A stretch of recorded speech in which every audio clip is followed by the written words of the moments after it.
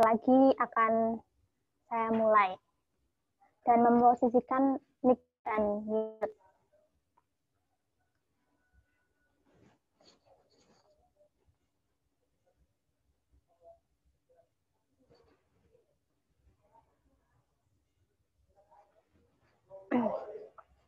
Baik. Bismillahirrahmanirrahim. Assalamualaikum warahmatullahi wabarakatuh. Selamat pagi, salam sejahtera bagi kita semua. Yang terhormat, Bapak Dr. Insinyur Eka Handayanta, MP IPU, selaku Wakil Dekan Bidang Akademik Riset dan Kemahasiswaan Fakultas Pertanian Universitas 11 Maret Surakarta. Yang kami hormati Bapak Gani Cahyo Handoyo, SPMSC selaku Pembina KSI. Yang kami hormati Saudara Ahmad Mufasir selaku Ketua KSI. Yang kami hormati Ibu Rizka Ayu Purnamasari, PhD selaku pembicara kita pada pagi hari ini, serta kepada seluruh peserta Wakanda yang berbahagia. Marilah kita panjatkan puji syukur kehadirat Tuhan Yang Maha Esa, karena limpahan rahmat, taufik, dan hidayahnya kita semua dapat menghadiri acara pada pagi hari ini dengan sehat walafiat. Tak lupa kami ucapkan selamat datang kepada seluruh tamu undangan dan juga peserta dalam acara Wakanda, wawasan keilmiahan untuk Anda.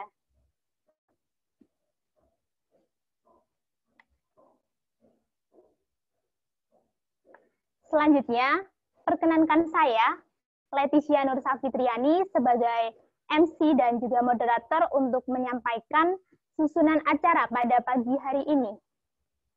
Adapun susunan acaranya adalah sebagai berikut. 1, yaitu pembukaan. 2, sambutan oleh Bapak Dr. Insinyur Eka Handayanta, MP IPU, selaku Wakil Dekan 1 Fakultas Pertanian Universitas 11 Maret. Yang ketiga, sambutan oleh Saudara Ahmad Mufasir selaku Ketua Umum KSI. 4, pemaparan materi oleh pembicara. 5, sesi tanya jawab dan diskusi. 6, sesi foto bersama. Dan 7, penutup.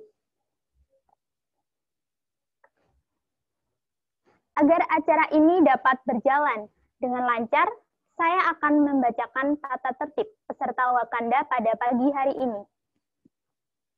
1, peserta wajib hadir 15 menit sebelum acara dimulai. 2, selama kegiatan webinar berlangsung, peserta diharapkan mematikan mic. Bagi peserta yang melanggar, maka mikrofonnya akan dimatikan secara paksa oleh panitia. 3, sesi tanya jawab dilakukan setelah pembicara menyampaikan materinya, lalu panitia akan memberikan informasi kapan waktu untuk penyampaian pertanyaan. 4, format pertanyaan ditulis di room chat Zoom dengan format nama _ instansi _ izin bertanya.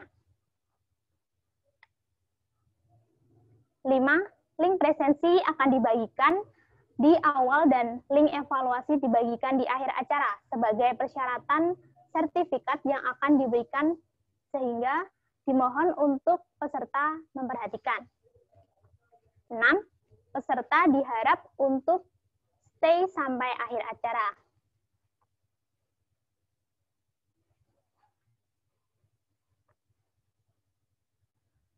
Selanjutnya, marilah kita buka acara Wakanda pada pagi hari ini dengan membaca doa bersama. Berdoa dipersilakan.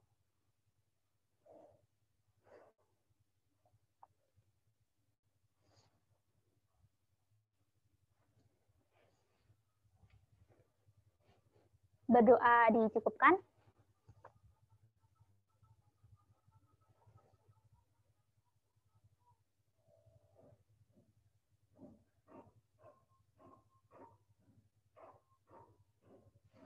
Untuk teman-teman dipersilakan mengisi link presensi awal yang sudah dibagikan panitia di chat Zoom.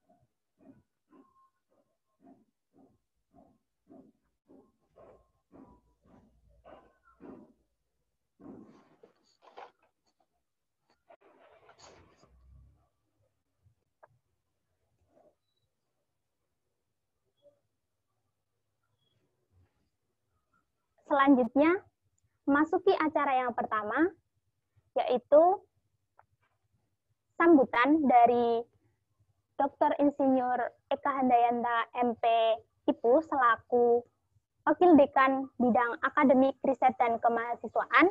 Kepada Bapak Eka kami persilakan. Baik, bisa didengar suara saya? Bisa, Pak. Oke. Terima kasih MC atas waktunya. Bismillahirrahmanirrahim. Assalamualaikum warahmatullahi wabarakatuh. Selamat pagi menjelang siang. Salam sejahtera untuk kita semua. Yang saya hormati dan kami banggakan, pembina kelompok studi ilmiah atau KSI Fakultas Pertanian UNS, Bapak Gani Cahyohandoyo, SP MSI.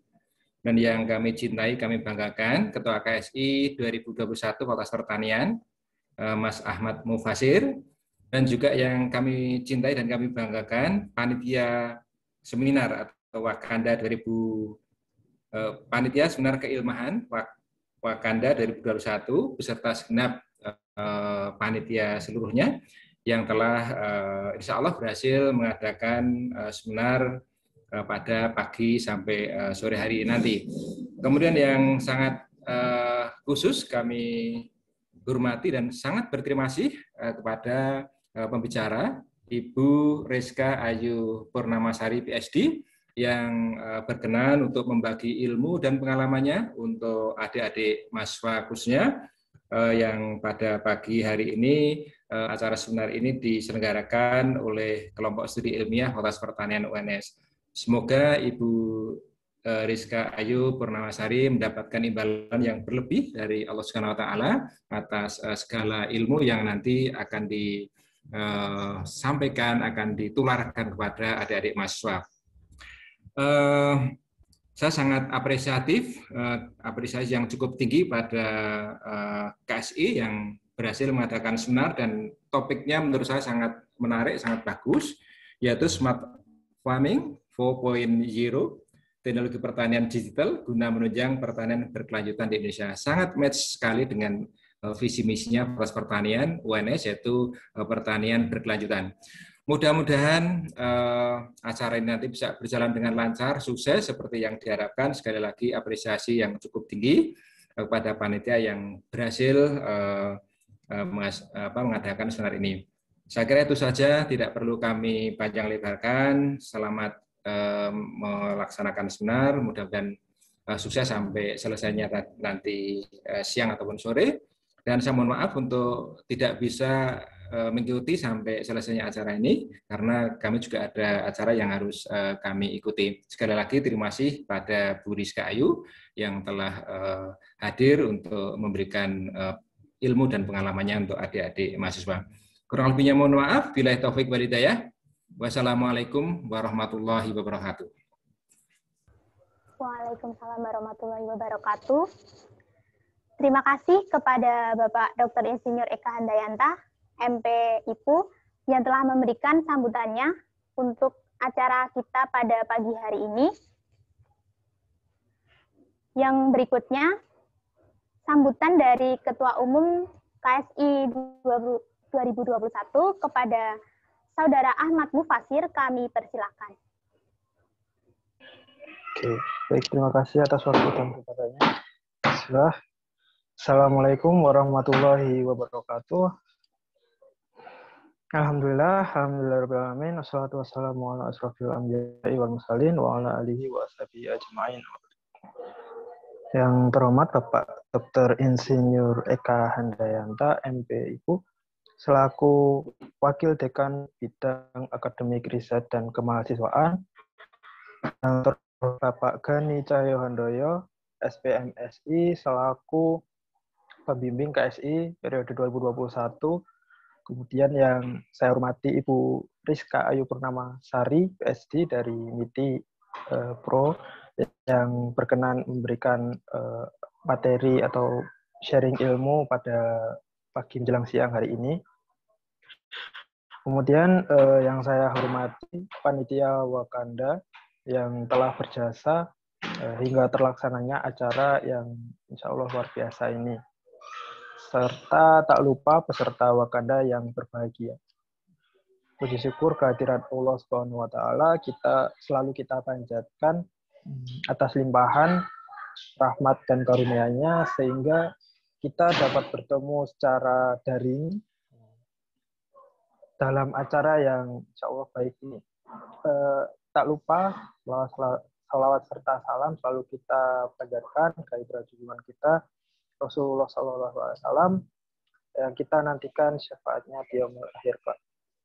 Sebelumnya, perkenalkan dulu saya Ahmad Mufasir. Alhamdulillah pada periode kali ini saya diamanai sebagai Ketua KSI Fakultas UNS. Apa itu KSI? Nah, KSI sendiri merupakan sebuah organisasi naungan dari Fakultas Pertanian Universitas 11 Maret. Seperti ISEI, KTI, webinar maupun literasi, serta menjadi salah satu pusat poros keilmiahan di Fakultas Pertanian. Selengkapnya nanti teman-teman bisa follow IG ataupun YouTube dari media-media KSI yang ada. Kemudian saya mengucapkan selamat datang kepada teman-teman di acara Wakanda, wawasan keilmiahan untuk Anda. Nah, acara ini insya Allah sangat bermanfaat buat menambah wawasan dari teman-teman, di mana kita nanti akan berbicara banyak hal terkait dengan yang terkini, yang terupdate gitu. Kemudian, ini kan hari ini temanya itu Smart Farming 4.0 ya. Pembicara tadi Ibu Rizka. Apa sih sebenarnya smart farming itu? Menurut saya sih smart farming itu nggak terlalu kayak nggak terlalu muluk-muluk, di mana kita nanti kayak memadukan antara teknologi listrik dan internet dan lain-lain gitu ya, teknologi terkini dengan pertanian gitu. Nah, gimana tuh kok bisa memadukan antara teknologi dengan pertanian? Nanti kalau gak kesetrum tuh, ya kan? Ada listrik, ada air kan bisa nyetrum atau konslet gitu kan. Enggak gitu juga. Kayak misalnya yang populer ini masih sampai saat ini itu ada kayak misalnya drone dengan penyemprotan pestisida, atau kayak negara kita itu ada menyemprot pestisida atau pupuk cair itu dengan menggunakan pesawat saking luasnya lahan gitu. Nah, kenapa itu semua diciptakan? Itu bukan untuk menghilangkan peran manusia di pertanian itu sendiri, namun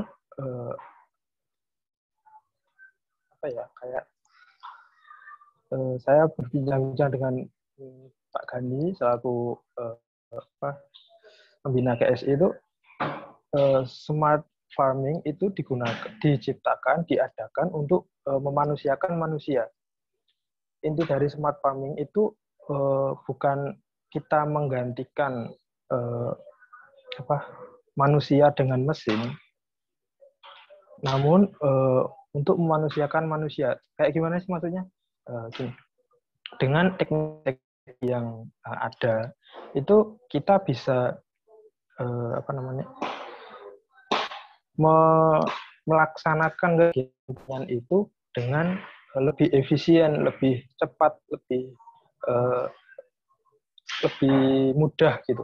Sehingga orang yang melakukan pertanian itu tidak hanya fokus di pertanian aja, nggak nyakul sehari penuh, tapi cuma 1 jam sudah selesai gitu kan. Nah setelah itu petaninya itu berpindah memikirkan hal-hal yang lain gitu loh. Itulah maksudnya dari memanusiakan manusia. Mungkin itu aja sambutan dari saya. Saya berharap bahwa acara Wakanda, wawasan keindahan untuk Anda ini bisa berjalan dengan tanpa hambatan, lancar, serta bermanfaat bagi semua pihak. Kurang lebihnya saya mohon maaf. Billahi taufiq wal hidayah. Wassalamualaikum warahmatullahi wabarakatuh. Bersama KSI, tunjukkan kita punya aksi.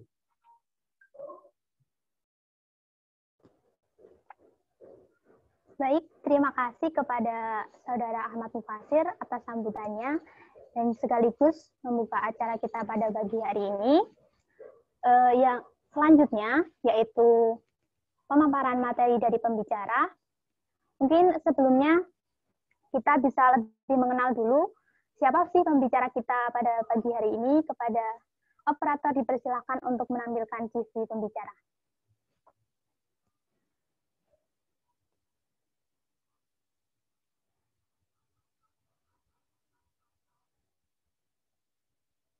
Dapat teman-teman lihat, pembicara kita hari ini sungguh sangat luar biasa.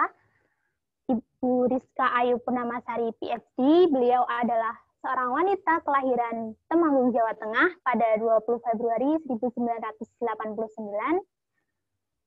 Beliau menempuh pendidikan S1 di Institut Pertanian Bogor dengan program studi biochemistry, lalu menempuh S2-nya di University of Tsukuba di bidang Agrobioresearch Science and Technology, lalu program doktoralnya juga di universitas yang sama, University of Tsukuba, dengan program Appropriate Technology and Science for Sustainable Development. Selain itu, beliau juga memiliki banyak pengalaman bekerja antara lain sebagai pengajar di MSc Private School, sebagai peneliti lapang di Indonesian Institute of Biotechnology and Bioindustry, sebagai peneliti di MITI, selain itu juga sebagai peneliti dan tenaga pengajar di University of Tsukuba. Lalu pengalaman organisasinya juga sejak mahasiswa beliau ini sudah aktif mengikuti beberapa organisasi dan juga kegiatan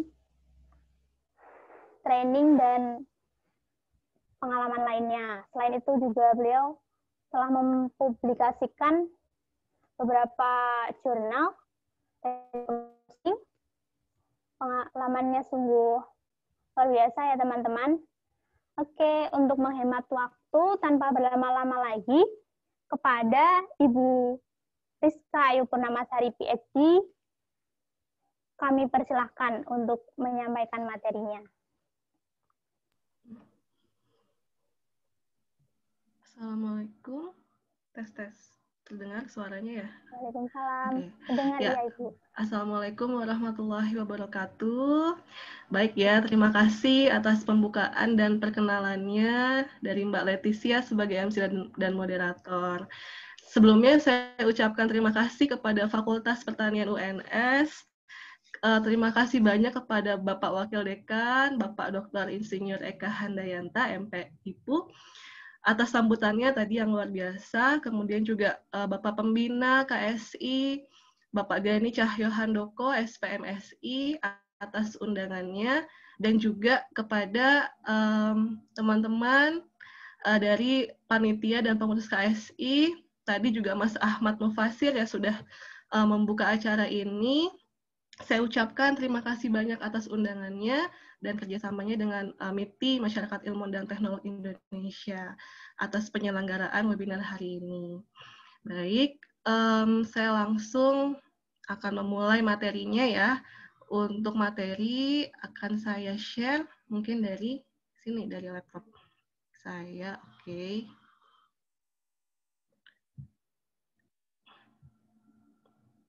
Ya, sudah terlihat? Ya? Iya, sudah Ibu. Oke, kita Kita mulai. Bismillahirrahmanirrahim. Baik, pada pagi hari ini kita akan membahas mengenai smart farming 4.0 tentang teknologi pertanian digital guna menunjang pertanian berkelanjutan di Indonesia. Nah, sebelum kita masuk, tadi benar kata Mas Ahmad, kita perlu memahami apa itu pertanian digital atau smart farming itu sendiri, gitu, supaya kita tidak salah bahwa apakah smart farming itu hanya berkaitan dengan robot atau teknologi-teknologi advance yang sophisticated lainnya kayak gitu. Nah, kita coba sebentar. Ya. Memahami dulu bagaimana kondisi pertanian dan pangan di Indonesia saat ini. Nah, ternyata kebutuhan pangan saat ini terus meningkat. Populasi semakin meningkat ya, semakin meningkat di Indonesia. Kemudian juga kebutuhan pangan juga mengikuti populasi, kebutuhannya semakin meningkat. Namun ternyata lahan semakin sedikit karena adanya alih fungsi lahan pertanian menjadi salah satunya menjadi industri dan pemukiman.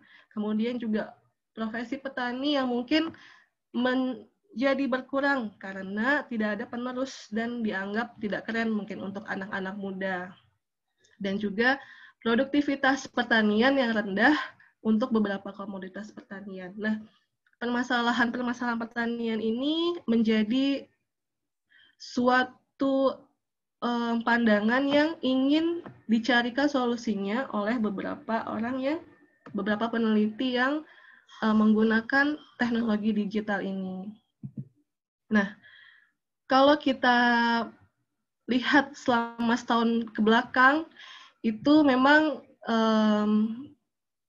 banyak sekali hal yang terjadi selama pandemi ya, terutama untuk suplai makanan dan pertanian. Nah, dari World Food Program dan FAO ada beberapa rekomendasi yang dilakukan untuk perbaikan pangan dan pertanian di Indonesia, terutama pada saat masa pandemi. Yang pertama adalah berupaya untuk memperluas akses makanan bergizi bagi seluruh lapisan masyarakat. Kemudian juga pada akhirnya kita akan bergantung pada pangan lokal atau pangan yang diperoleh dan diproduksi serta didistribusi di dalam negeri. Seperti itu. Dan pada saat pandemi itu banyak sekali kegiatan secara digital yang terjadi dalam online atau digital pada rantai pasok makanan seperti itu. Dan juga data, terutama database pertanian itu ternyata sangat dibutuhkan untuk melakukan suatu pengambilan keputusan seperti produksi, distribusi, dan perdagangan. Nah, sebenarnya apa itu pangan lokal? Jadi selain saya fokus pada digital, saya juga ingin menyampaikan pada teman-teman pentingnya produksi pangan lokal, yakni pangan hasil pertanian yang tumbuh secara lokal, diproduksi oleh petani lokal, dan didistribusikan dalam komunitas lokal. Kita bisa sebut semua tanaman atau komoditas yang tumbuh di Indonesia itu sebagai komoditas lokal atau pangan lokal Indonesia. Jadi tidak hanya pangan yang berkaitan dengan ubi, singkong, tetapi semua komoditas yang tumbuh di Indonesia itu kita definisikan sebagai pangan lokal. Kemudian, apa itu digitalisasi? Digitalisasi itu adalah proses sosioteknik dalam mengimplementasikan suatu inovasi digital. Jadi banyak sekali sektor yang saat ini menggunakan aplikasi teknologi digital ya, dari mulai bidang industri, kemudian juga permesinan, dan akhirnya bisa diaplikasikan dalam sektor pertanian. Nah, bagaimana cara mengaplikasikannya ini? Itu berkaitan dengan sistem produksi, kemudian juga rantai pasok, dan bisa juga dalam sistem pertanian secara luas. Oke, nah berikut ini adalah jenis-jenis pertanian digital untuk mendukung pangan lokal Indonesia. Ada yang namanya Internet of Things, kemudian Artificial Intelligence, Augmented Reality dan Virtual Reality, Advanced Robotic, dan 3D Printing. Oke, nah kemudian kita akan masuk ke dalam tipe pertanian digital itu seperti apa saja gitu. Tadi sudah pertanian digital ternyata tidak hanya soal mekanisasi pertanian atau robotik seperti itu, karena banyak hal yang bisa dilakukan aplikasi pertanian digital. Nah, kita bagi itu menjadi 3 hal, yakni smart farming, precision agriculture, kemudian aplikasi artificial intelligence, machine, dan deep learning. Nah, apa itu? Untuk smart farming sendiri, itu adalah bagaimana cara mendapatkan informasi dan data terkait dengan pertanian in a smart way gitu.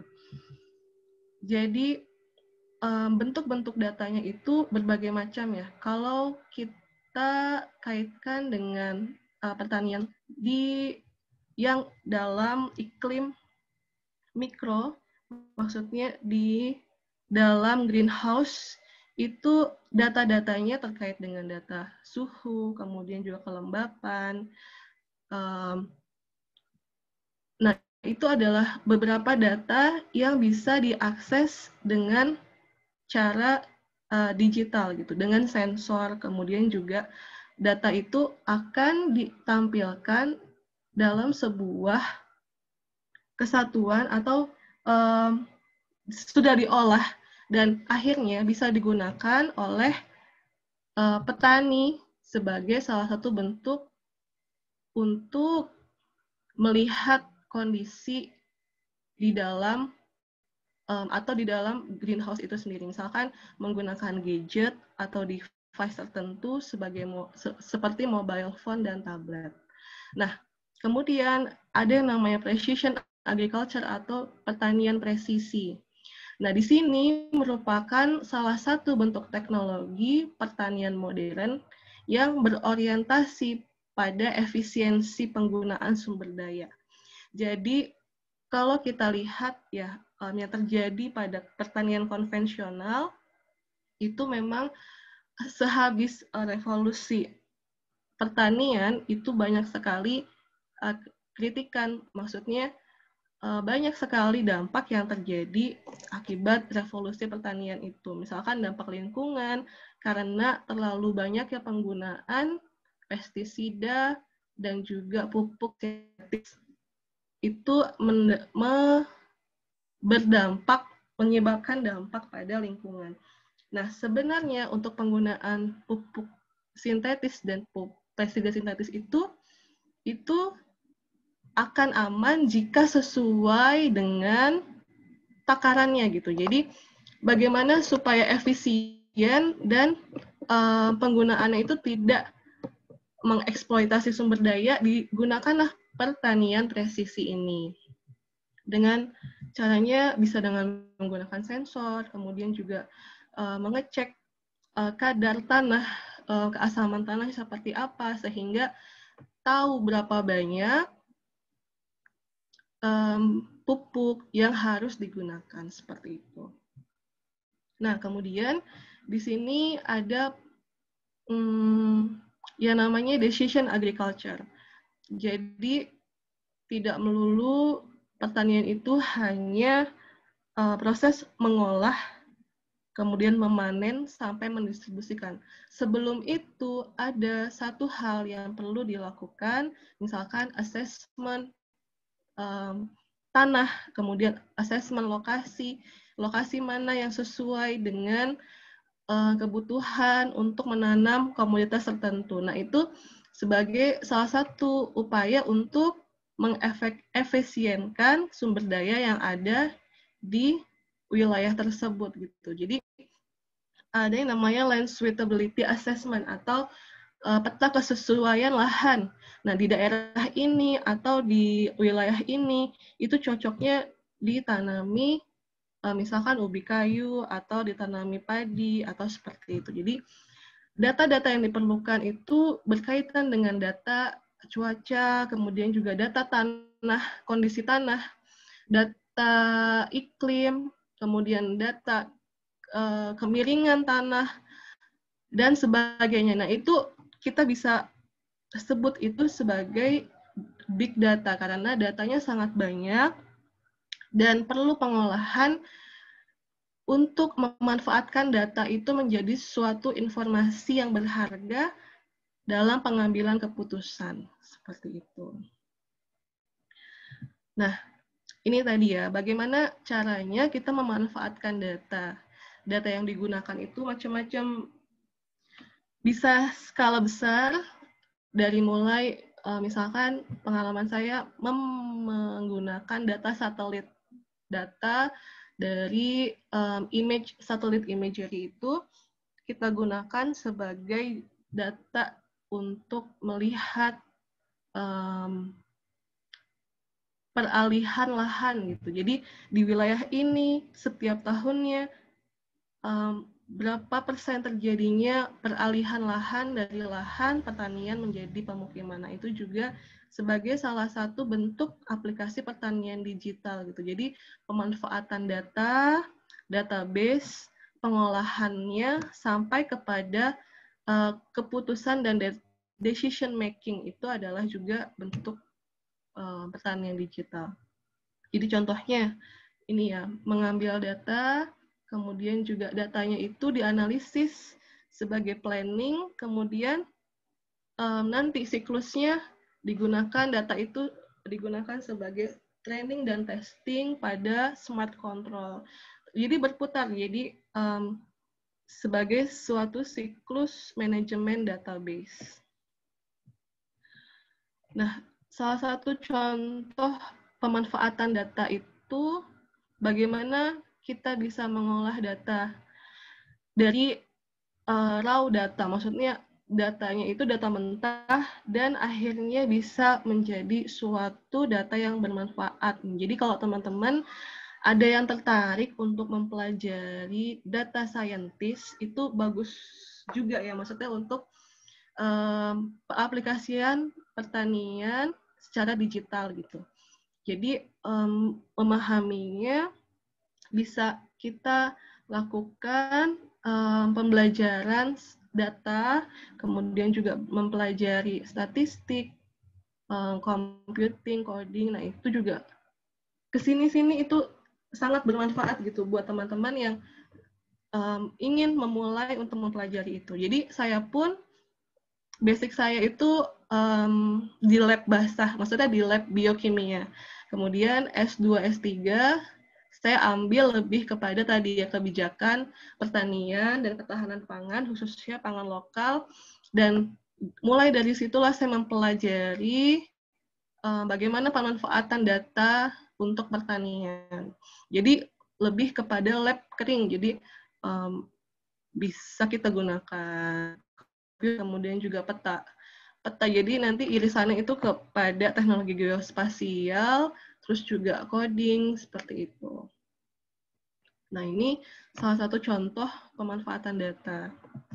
Nah, kemudian di sini yang saya lakukan bersama dengan dulu sensei saya di Tsukuba, memetakan apa saja sih yang diperlukan, data dan teknologi apa saja yang sudah dimulai dari hulu ke hilir suatu pertanian. Jadi tadi juga sudah di-mention sama Mas Ahmad bahwa adanya pemanfaatan drone, mungkin memang jarang juga untuk penelitian itu memungkinkan ya. Jadi bagaimana nanti drone ini dimanfaatkan selain untuk menyebar, penyemprotan, tapi juga bisa melihat atau memetakan suatu lahan gitu. Jadi bisa melihat kondisi tanahnya seperti apa, kemudian juga kondisi kelembaban tanahnya itu seperti apa, nanti itu bisa dilakukan untuk mengefisienkan pemberian pupuk dan juga sistem irigasi. Nah, kemudian data ini akan digunakan dan disimpan dalam database yang juga memanfaatkan cloud server. Jadi dari mulai pre-harvest, terus harvesting stage, itu juga menggunakan harvesting equipment yang misalkan traktor, kemudian juga ada beberapa alat-alat permesinan, dan ini post-harvest stage itu adalah penggunaan ruangan atau cold chain gitu. Jadi permasalahan kita di bidang post-harvest itu juga ada masalah tersendiri, misalkan bagaimana menyimpan hasil pertanian supaya tidak cepat busuk, bagaimana mendistribusikannya kepada konsumen dengan kondisi yang baik, seperti itu. Itu juga menjadi salah satu bentuk proses sendiri. Kemudian, kalau teman-teman di sini yang tertarik untuk terjun di dunia startup atau ingin mencoba untuk melakukan supply chain secara digital dari produk-produk pertanian, itu juga bisa digunakan data-data yang bisa kita manfaatkan untuk membantu petani juga. Misalkan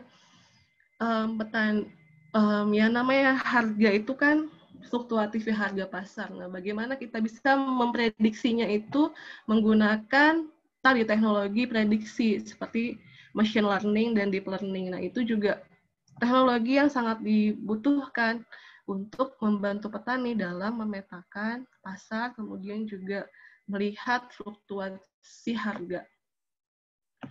Nah, ini juga tadi ya, sebelum proses pertaniannya itu adalah decision support system, bagaimana memilih lahan yang baik, kemudian juga melihat lahan ini lahan ini produktif atau tidak, terus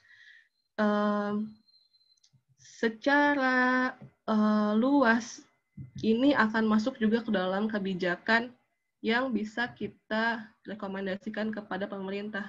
Misalkan ini loh Pak, di sini daerah ini cocoknya untuk menanam ubi kayu atau menanam jagung, nah seperti itu. Jadi bisa dimanfaatkan lahan-lahan yang mungkin tinggal sedikit itu, tapi dengan seefisien mungkin gitu.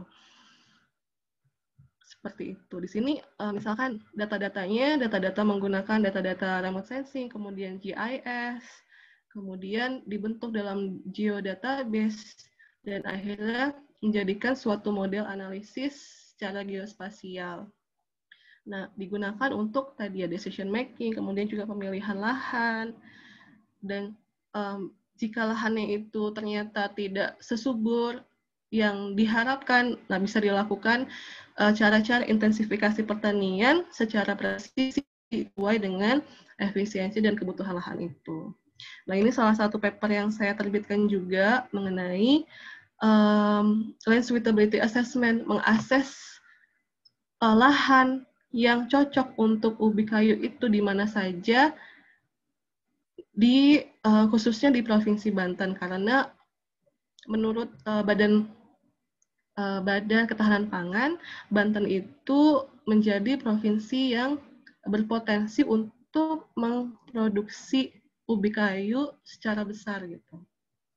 Nah, ini juga sebagai salah satu bentuk sebelum memutuskan di mana petani itu cocoknya memilih lahan yang mendukung untuk meningkatkan produktivitas ubi kayu. Jadi menggunakan data-data geospasial tadi yang besar-besar, data dari satelit, kemudian juga karena kan ini tergantung pada luas area ya, karena kalau luas areanya itu secara provinsi maka digunakanlah data-data satelit yang besar seperti data dari satelit NASA, kemudian juga European Space Agency atau ESA itu juga kita gunakan. Kemudian pengolahannya menggunakan multi kriteria decision support system, salah satunya adalah fuzzy expert system ini. Nah, bagaimana tantangannya sekarang pemanfaatan di Indonesia?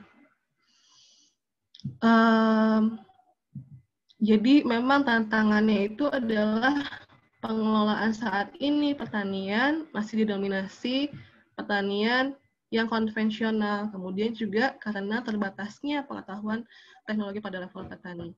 Dan masih dianggap sebagai teknologi yang mahal atau sophisticated gitu. Jadi mendengar kata digital itu sepertinya sudah kayaknya susah ya atau mahal ya. Namun sebenarnya dengan keterbatasan dana, maksudnya kita bisa menggunakan data-data yang sudah ada.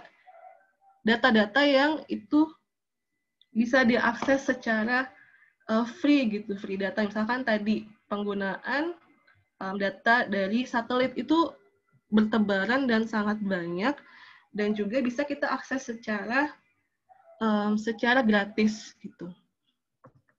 Kemudian keterbatasan pengetahuan dan teknologi itu juga perlu mendapatkan perhatian lebih lanjut, dan juga kita perlu mengembangkan suatu pertanian digital yang mampu menjaga kearifan lokal gitu. Jangan sampai tadi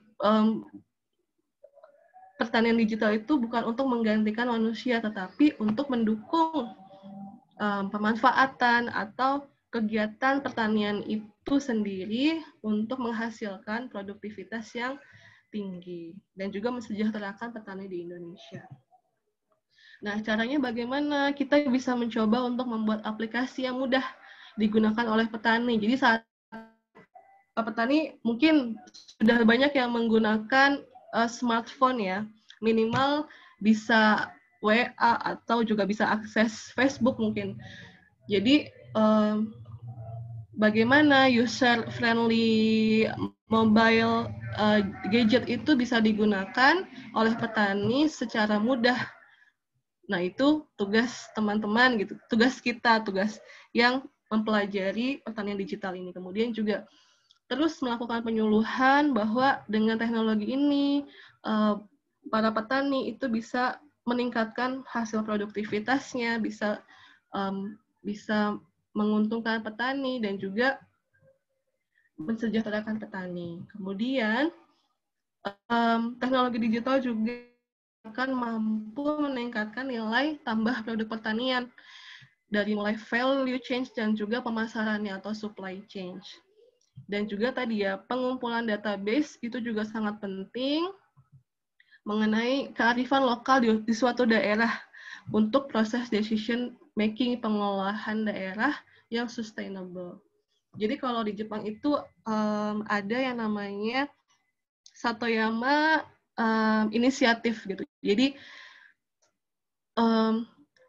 suatu daerah di tepi gunung itu dijaga sebagai salah satu bentuk kearifan lokal, tapi di situ ada penggunaan teknik teknologi digital yang bisa memudahkan petani dalam melakukan kegiatan pertanian. Nah, ini mungkin pengalaman mengaplikasikan teknologi tepat guna untuk mendampingi masyarakat dan petani. Oke, saya sendiri selama 5 tahun ya dari S2 dan S3 mempelajari dan tergabung di Bioproduction dan Machinery Lab di Faculty of Life and Environmental Science, University of Tsukuba, Jepang. Jadi fokus saya saat itu adalah lebih pada decision making ya, line suitability assessment, kemudian juga penggunaan teknologi machine learning untuk melihat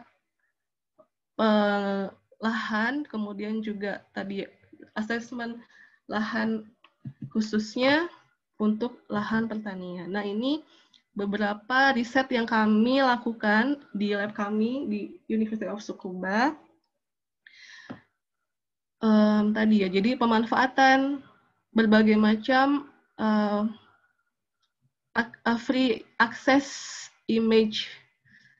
Jadi memang karena free access image ini sangat besar dan ukurannya, jadi perlu adanya juga pengolahan yang ini ya, harus diolah supaya menjadi suatu data yang bisa diinterpretasikan. Kemudian juga ini agrogeospatial research. Nah, ini juga ada dalam satu lab juga kita lakukan tadi ya. Kalau untuk machine learning melakukan data training, data testing untuk memprediksi, kemudian juga penggunaan drone dan juga decision of spray. Nah, tadi juga drone digunakan untuk spraying. Nah, ini beberapa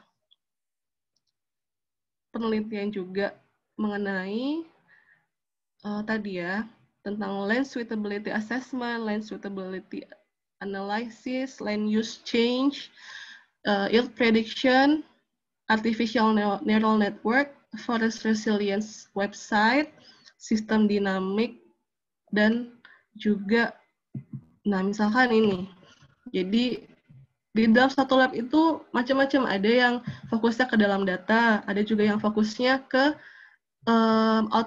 automatic machine, misalkan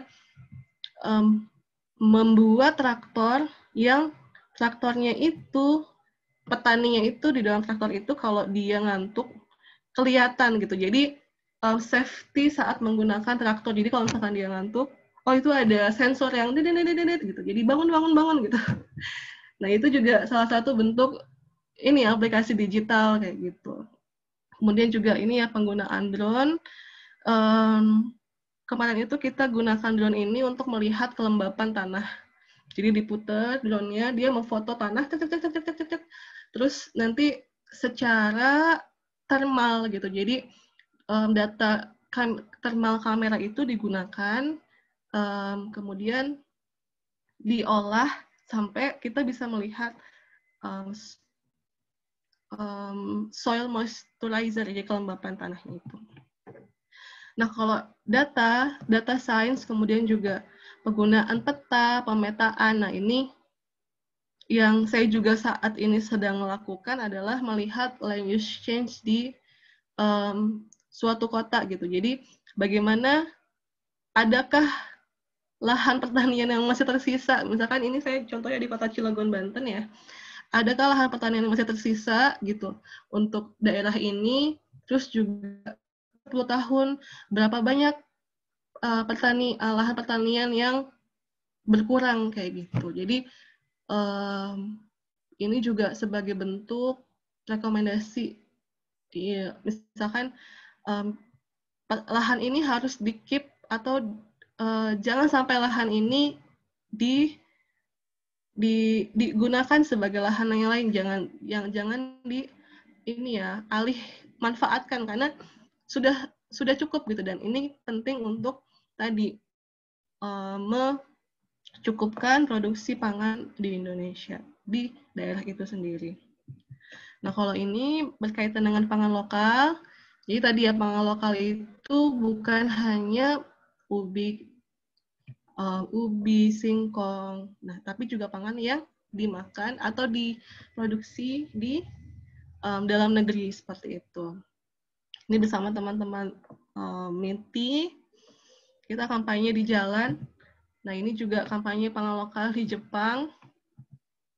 Nah, ini juga masih kampanye pangan lokal bertambah, yang tadinya 5 kota menjadi 10 kota di Indonesia.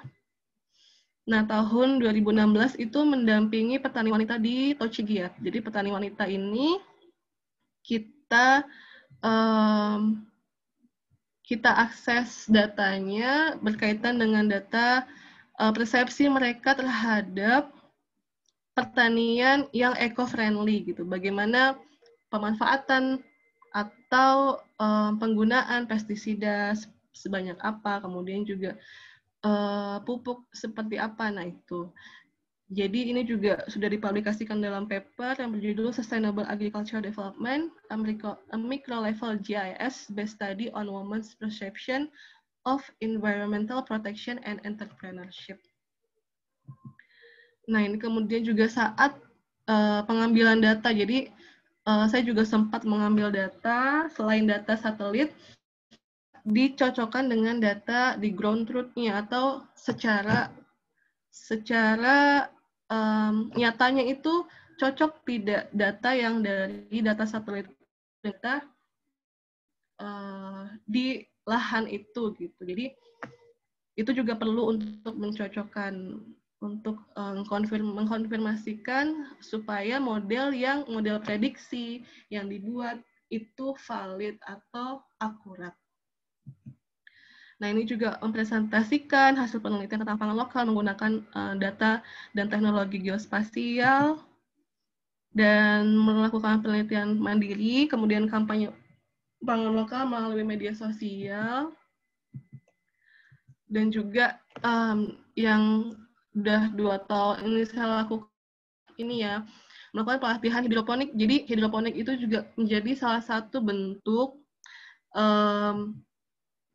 pertanian modern yang menggunakan air gitu. Jadi tanpa tanah, menggunakan air. Nah, di sini kita bisa melakukan aplikasi pertanian presisi atau smart farming, misalkan dengan melihat kadar nutrisi di larutannya gitu. Jadi adanya sensor untuk memberitahukan kita bahwa oh ini kadar larutannya sudah sedikit gitu, perlu ditambahin. Nah, itu juga sebagai bentuk salah satu aplikasi dari smart farming secara sederhana gitu. Oke, jadi apa nih yang kita bisa lakukan untuk mendukung bangkitnya pertanian Indonesia lewat teknologi digital? Yang pertama tentu ya tetap memilih pangan lokal, komunitas lokal. Kalau ada yang lokal, itu juga sama bergizinya dengan yang impor gitu. Jadi kalau ada yang lokal, pilih yang lokal. Kemudian juga coba menanam di rumah gitu. Ternyata menanam di rumah itu juga menjadi salah satu bentuk cara yang cukup mengasyikkan gitu untuk kita kegiatan di rumah. Dan juga mungkin ada teman-teman yang tadi di Fakultas Pertanian ada yang tertarik untuk mempelajari pertanian digital. Nah, karena memang mungkin trennya ke depan itu akan ke situ gitu. Jadi teman-teman juga perlu menguasai keahlian skill ya. Tadi mengenai data science, terus data engineer, data scientist, kemudian juga mulai melihat misalkan menggunakan software-software yang mudah dan murah seperti misalkan penggunaan bahasa pemrograman seperti Python atau R. Nah, itu juga mudah dan juga murah gitu. Jadi, kita hanya perlu waktu untuk mempelajarinya. Dan juga optimalkan sosial media untuk kampanye pangan lokal secara digital. Nah, penggunaan sosial media juga bisa kita gunakan untuk kampanye gitu. Jadi, di sosial media itu kan juga aplikasi dari teknologi digital ya, big data itu di situ semua tuh ada. Nah, bagaimana nanti mungkin ada yang tertarik juga meneliti bagaimana pengaruh sosial media terhadap penggunaan, terhadap keinginan masyarakat atau anak muda untuk melakukan seperti itu. Juga itu bisa menjadi suatu bentuk yang kita bisa teliti. Oke, mungkin cukup ya tadi 30 menit.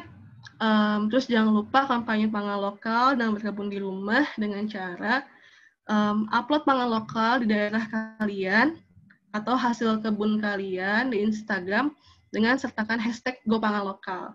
Jangan lupa juga follow Fiskuna, ini akun Instagram saya. Jadi secara berkala saya juga akan membagikan tadi ya tips-tips, kemudian kegiatan yang sederhana gitu, bagaimana kita tuh bisa berkebun di rumah, juga bisa memanfaatkan pertanian digital secara sederhana. Dan juga jangan lupa follow meeting cluster mahasiswa untuk info kegiatan kemahasiswaan. Oke, mungkin sekian. Terima kasih atas perhatiannya. Wassalamualaikum warahmatullahi wabarakatuh. Waalaikumsalam warahmatullahi wabarakatuh. Terima kasih kepada Ibu Rizka. Materinya yang sangat luar biasa. Jadi dalam smart farming itu kan nggak melulu tentang ya itu tadi robotik seperti itu ya teman-teman. Jadi basic data itu ya udah termasuk smart farming itu sendiri. Nah, yang berikutnya memasuki acara selanjutnya yaitu sesi tanya jawab dan diskusi. Bagi teman-teman peserta semua yang ingin bertanya, dipersilahkan untuk menuliskan dengan format nama, underscore instansi, underscore izin bertanya. Untuk nanti saya persilahkan on mic, atau mungkin juga untuk menuliskan pertanyaannya di chat Zoom.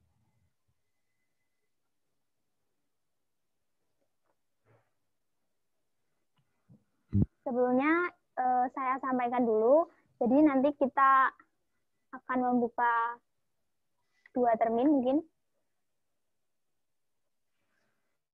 Sudah ada yang mau bertanya ini, Kak?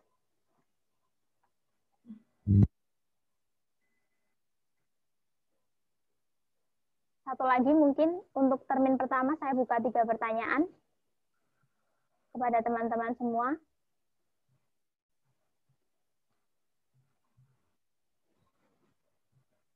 Mungkin saya bacakan yang sudah dulu ya. Yang pertama ada dari Gozi Fata Ulwan. Izin bertanya kepada Ibu Rizka, pengembangan smart farming membutuhkan banyak waktu dan biaya. Sebagai mahasiswa yang ingin mengikuti lomba dan mengangkat tema smart farming, menurut Ibu Rizka, seberapa jauh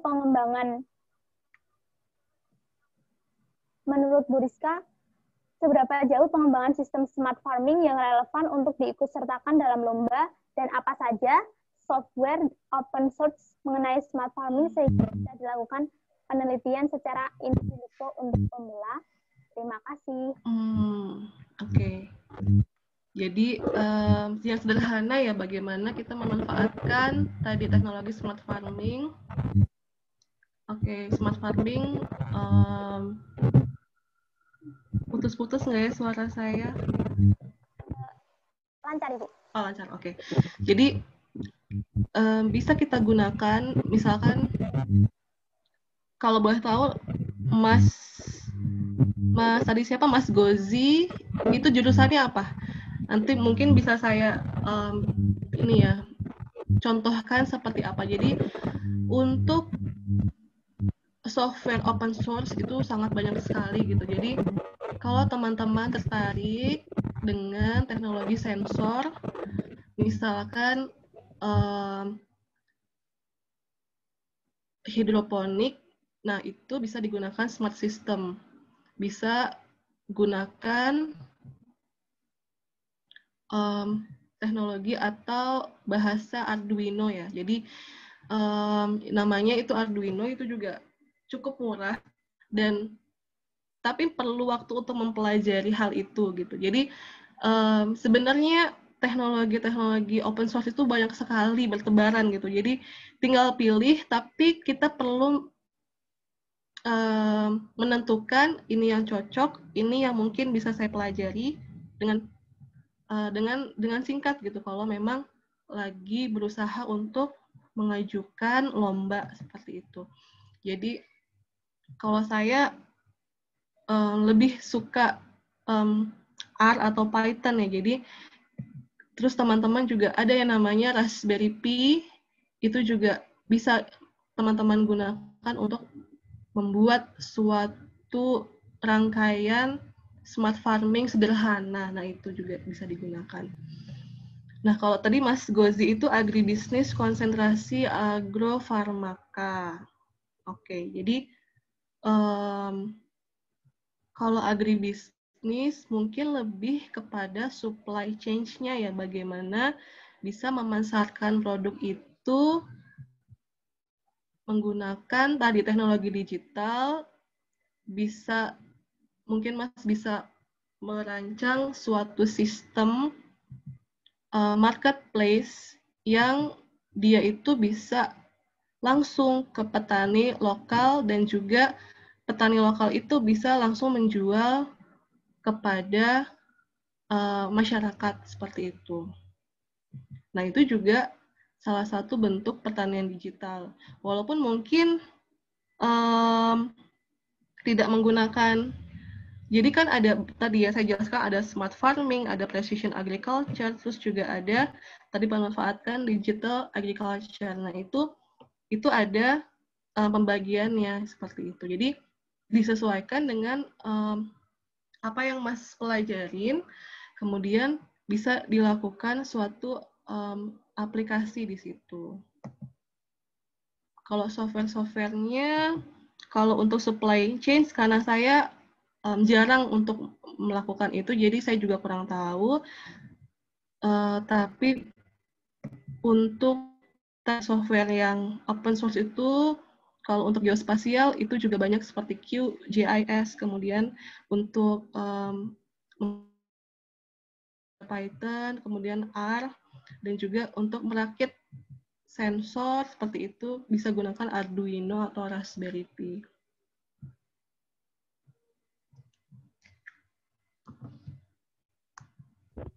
Baik, mungkin apakah ada feedback dari Mas Gozi?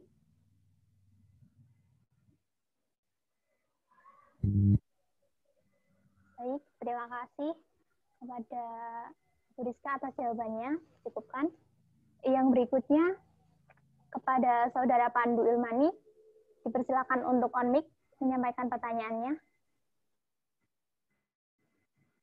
Ya, mohon izin bertanya. Nama saya Pandu Ilmani dari mahasiswa UNS angkatan 2020 dari jurusan Ilmu dan Teknologi Pangan. Mohon izin bertanya, Bu.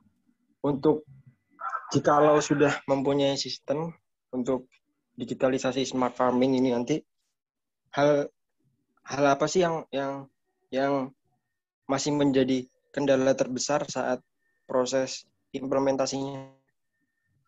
Sekian dan terima kasih. Ya, jadi implementasi itu kita bisa tetapkan user atau siapa nih orang yang akan menggunakan teknologi kita gitu. Nah, itu perlu kita sesuaikan dengan tadi ya, bagaimana kondisi atau juga keadaan user yang akan kita dalam aplikasi teknologi ini. Jadi memang teknologi itu tadi ya, digitalisasi itu tidak hanya masalah teknologi gitu. Teknologi teman-teman bisa mempelajari dan menguasainya, tetapi pada saat kita terjun ke masyarakat, kita perlu membahasakan teknologi itu sebagai sesuatu yang mudah dipahami gitu. Jadi bagaimana kita bisa membahasakan sains dan teknologi dengan sesuatu yang bahasa yang bisa diterima gitu. Ya mungkin teman-teman bisa kalau teman-teman berasal dari suatu daerah, kemudian kuliah di UNS, nah balik ke daerah teman-teman berasal, nah itu juga sebagai salah satu bentuk untuk aplikasi teknologi, bahwa ini putra daerah, ini anak daerah sudah mempelajari suatu teknologi dan berusaha untuk mempraktekannya di lingkungannya sendiri. Jadi masyarakat pun oh ya percaya bahwa oh iya ini teknologinya bagus dibawa sama ini anaknya Pak ini gitu. Jadi bagus nih, kita mau coba untuk teknologi baru ini. Jadi mungkin seperti itu. Jadi ada salah satu bentuk intervensi sosial ya, maksudnya ada social engineering yang dilakukan untuk mengimplementasikan suatu teknologi supaya tidak kita percaya bahwa teknologi ini bermanfaat, tapi mungkin petani yang sudah bertahun-tahun melakukan secara tradisional, sudah turun-temurun melakukan cara itu juga ya mereka juga tidak serta-merta langsung mengaplikasikan atau oh iya memakai itu. Jadi ada perlu proses yang dilakukan seperti itu. Baik, bagaimana dari Saudara Pandu? Apakah ada feedback atas jawaban yang diberikan oleh Ibu Rizka?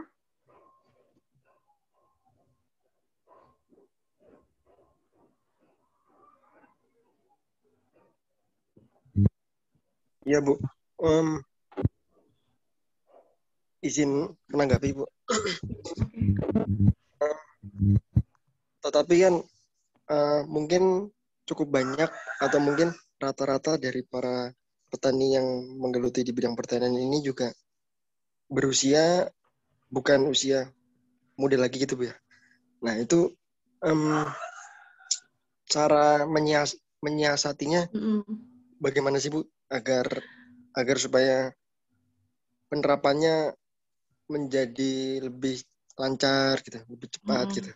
Jadi ya benar. Menarik pertanyaannya. Jadi yang kita perlu pahami itu tidak semua daerah di Indonesia itu bisa dilakukan aplikasi teknologi digital gitu. Nah, kita perlu ingat bahwa pertanian presisi, kemudian juga teknologi sensor, ini tidak harus perlu ada perhatian dan pertimbangan khusus dalam mengaplikasikannya, karena Indonesia itu secara luas, kemudian juga memiliki karakteristik agrososial yang beragam gitu. Jadi masing-masing daerah memiliki kekhasan masing-masing dan juga memiliki sistem pertanian yang beragam. Aspek sosialnya juga beragam dan juga ekologi yang beragam. Sehingga aplikasi pertanian digital ini tidak bisa digeneralisir di semua wilayah seperti itu. Jadi kita perlu mengetahui karakteristik sosial di daerah itu, apakah petaninya bisa memanfaatkan atau juga bisa menerima, kemudian kita buatkan suatu aplikasi yang sangat mudah digunakan, jadi user friendly gitu kan.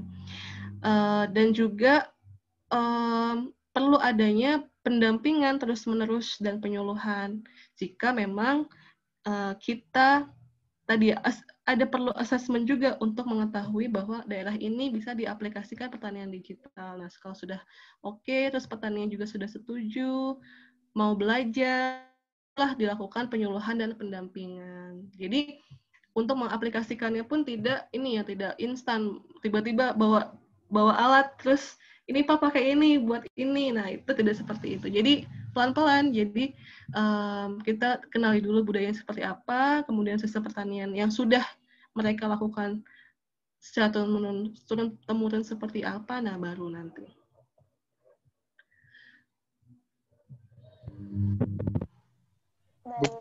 Izin bertanya lagi, Bu. Apakah Ibu ada referensi untuk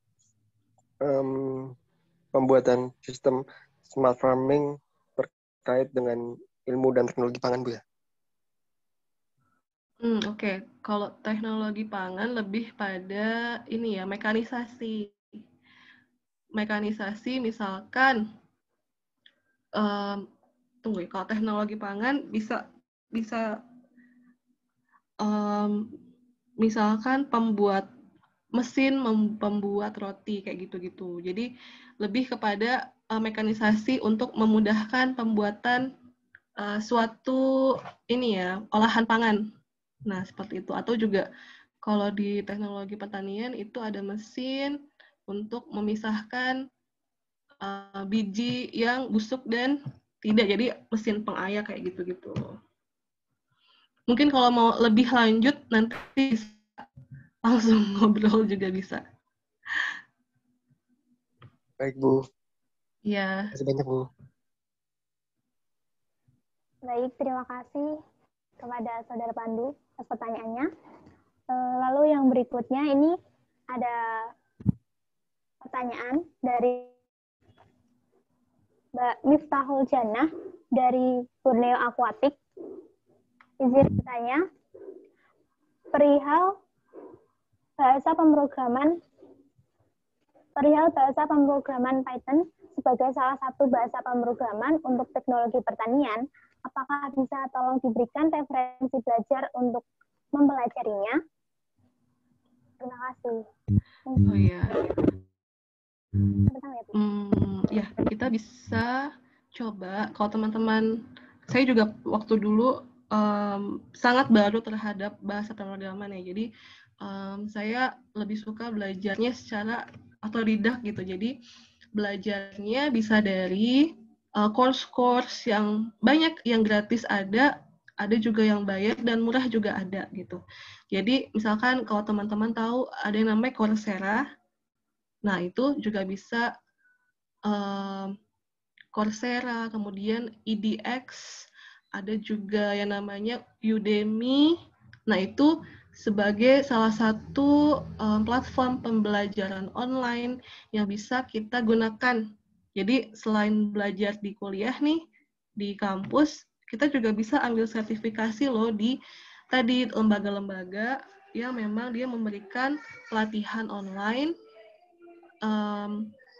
dan juga memberikan sertifikat gitu. Jadi ada yang misalkan kita daftar sign in ya, kemudian pilih course yang kita suka, misalkan Python for beginner kayak gitu.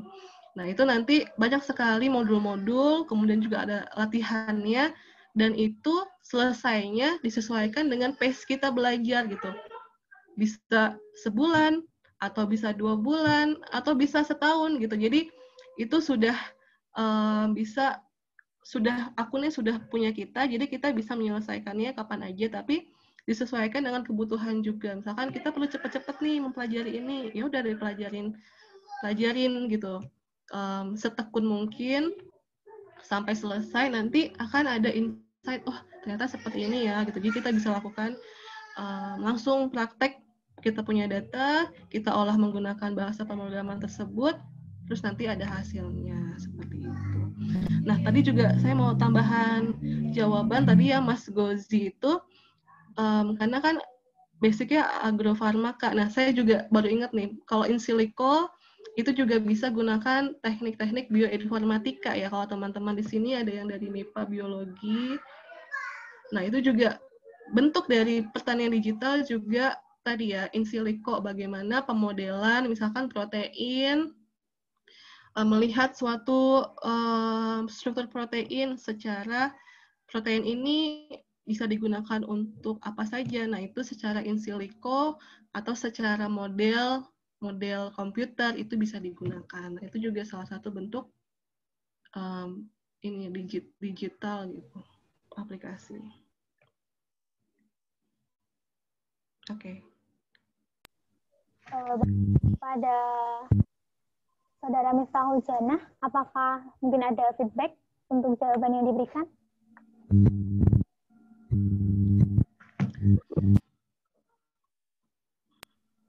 Baik, terima kasih. Ini aku sambil cari linknya ya. Nah, mungkin untuk termin yang pertama kita sudah selesai. Berikut ke termin berikutnya.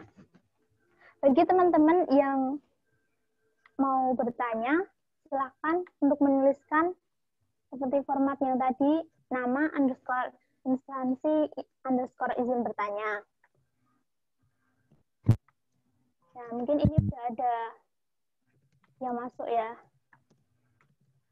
Dari saudara Kuku, akan saya bacakan.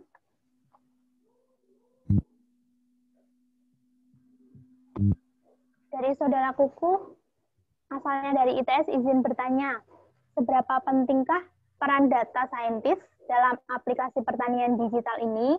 Dan jika tidak data scientist, apakah aplikasi pertanian digital ini dapat berjalan?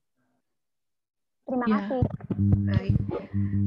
Jadi salah satu bentuk pemanfaatan atau aplikasi pertanian digital itu adalah memanfaatkan database.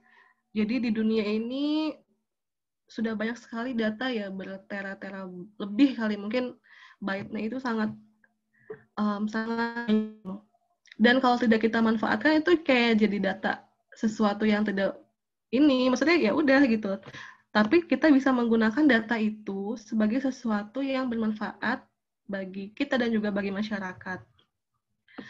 Nah, jadi ada dua jenis, ada macam-macam ini ya, apa namanya, keahlian. Ada namanya data engineer, kemudian data scientist, ada juga machine learning scientist, seperti itu. Jadi kalau data engineer itu dia mengupayakan adanya data itu sebaik mungkin, kualitasnya baik, terus bisa dimanfaatkan. Terus kalau ada error-error datanya ya, itu bisa dibersihkan, gitu, di cleaning. Kemudian juga akhirnya bisa diserahkan ke data scientist. Nah, data scientist ini adalah orang-orang yang berusaha memanfaatkan data untuk melakukan suatu prediksi. Maksudnya, misalkan dalam agribisnis. Jadi, selama pandemi itu orang-orang ini lebih banyak dia beli apa ya, kayak gitu. Jadi, dari sosial medianya dia itu nge-searching apa ya, gitu. Keyword-nya itu apa. Nah, itu data-data itu mungkin kita bisa lihat dari hashtag apa, kemudian nanti jam berapa, terus lokasinya di mana, itu bisa kita gunakan untuk memprediksi kira-kira di dalam pandemi yang masih lama ini mungkin ya, di gelombang kedua, itu nanti kita perlu menjual apa sih, jadi yang bisa orang-orang langsung laku, langsung beli. Nah, itu data science itu memprediksi, oh ini kata kuncinya mungkin lebih banyak yang ingin membeli lemon atau madu atau rimpang jahe. Nah, itu juga sebagai satu bentuk prediksi, oh ternyata bisa kita gunakan tadi untuk agribisnis. Ya udah, kita menjualnya adalah hal-hal yang sudah diprediksi dia akan di masa tertentu gitu, sesuai dengan prediksi kita. Nah, itu adalah salah satu bentuk bagaimana data scientist memprediksi suatu kejadian dengan data-data yang sudah ada. Nah, seperti itu.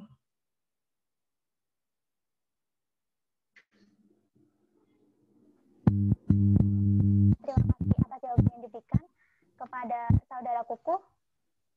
Apakah ada feedback untuk jawabannya?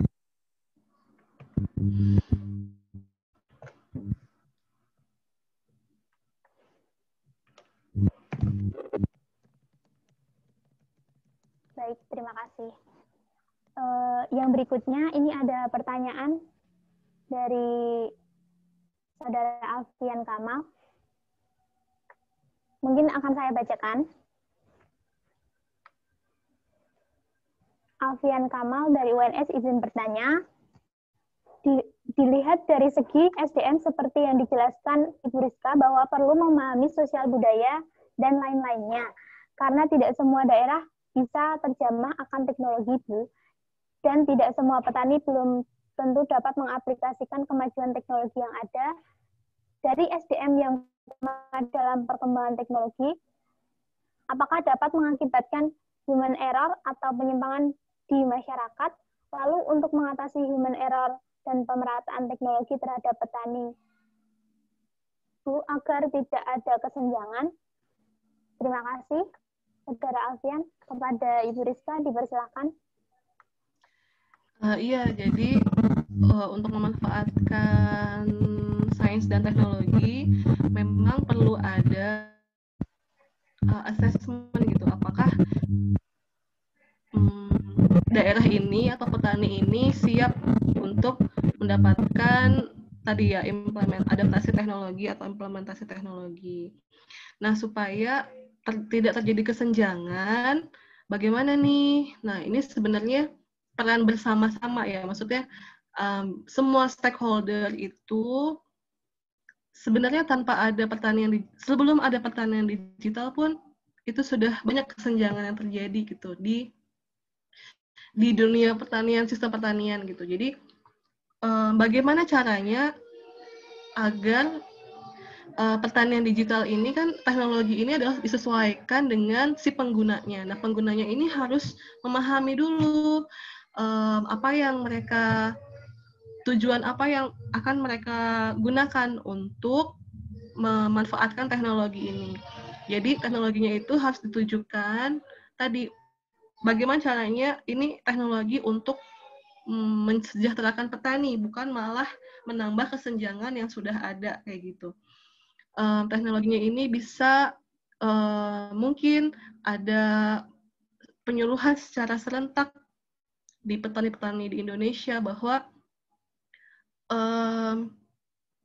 Bapak petani ini bisa menggunakan misalkan mobile sangat sederhana yang dia itu digunakan untuk melihat harga pasar gitu. Itu aja yang paling sederhana, seperti menggunakan Facebook gitu. Jadi mudahnya itu sangat mudah, seperti membuka Facebook dan oh ternyata harganya ini seperti ini, harga di pasar saat ini tuh sekian rupiah dan kapan harus memanen dan kapan harus menjual itu petani sudah paham seperti itu. Dan juga nah tadi secara sosial perlu adanya tetap ada peran komunitas pertanian, kemudian juga adanya koperasi pertanian, bagaimana di koperasi itu juga bisa kita gunakan sistem digital sederhana, misalkan misalkan ada komputer, kemudian juga ada pengumpulan data, misalkan petani yang paling sederhana itu adalah data ini ya, data panen, misalkan berapa kilogram bulan ini, bulan depannya berapa kilogram. Nah, itu data itu yang sederhana itu bisa teman-teman mahasiswa gunakan untuk membantu petani lagi nanti. Misalkan, oh bulan ini kok turun ya Pak, gitu. Kita perlu melakukan sesuatu nih supaya tidak turun, supaya naik di bulan depan. Nah, itu dilakukan sesuatunya itu adalah mengaplikasikan tadi ya intensifikasi secara bijak pemberian pupuk, pestisida supaya kita bisa membantu petani itu memprediksi panen yang sesuai seperti itu. Baik, terima kasih. Mungkin untuk Alfian, apakah ada feedback atas jawaban yang diberikan?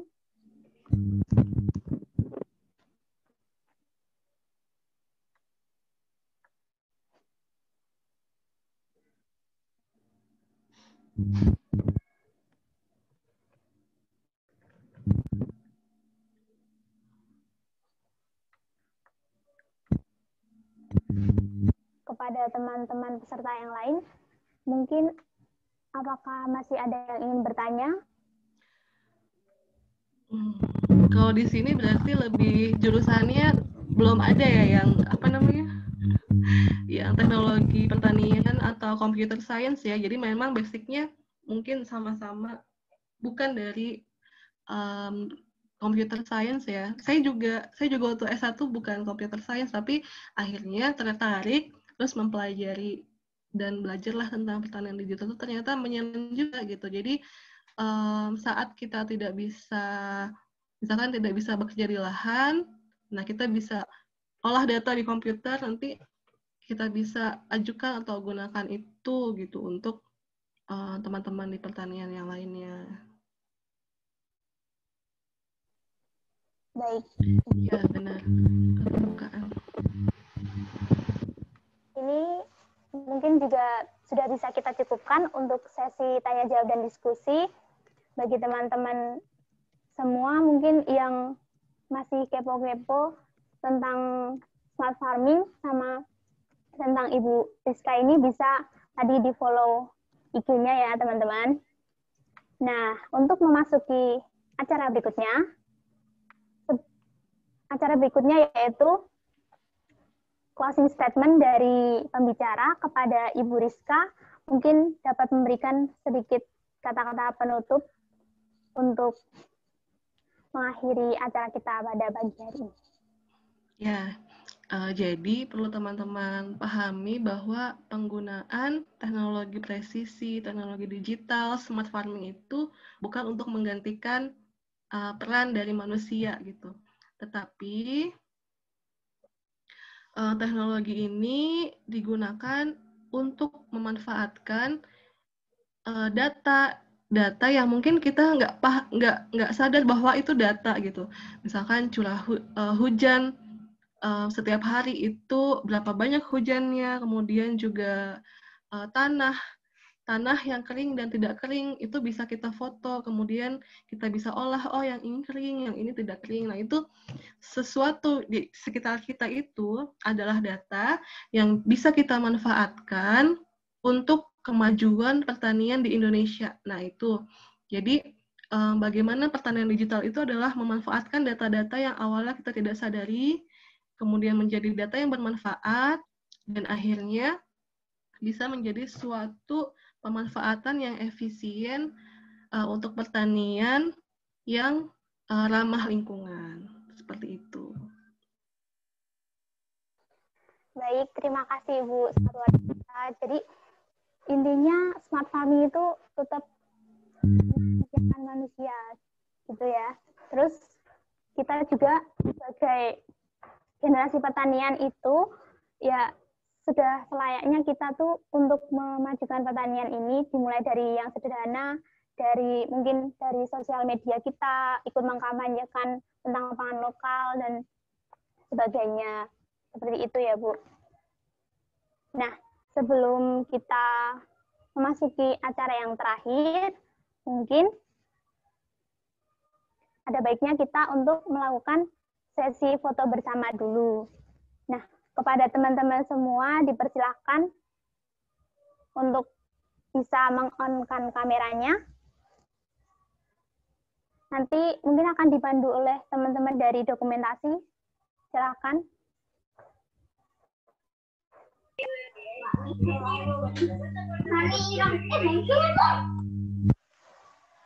Mengingatkan juga, jangan lupa untuk mengisi presensi akhir dan evaluasi sebagai syarat untuk sertifikatnya ya teman-teman. Baik, kita mulai untuk sesi fotonya. Di sini ada 3 slide. Untuk slide pertama, 1, 2, 3. Oke.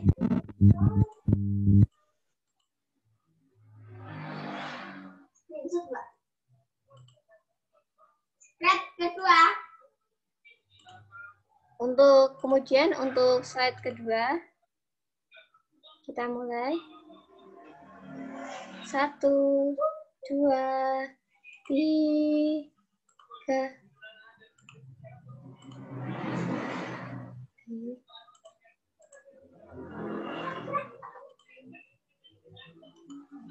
Kemudian untuk slide terakhir. 1, 2, 3.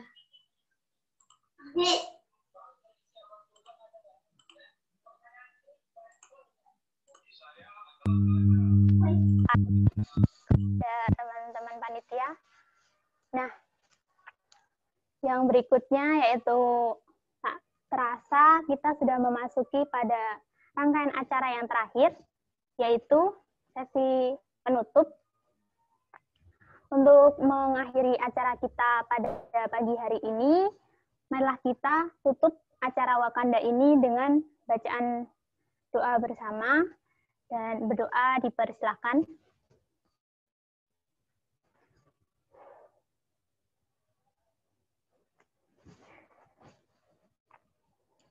Berdoa dicukupkan.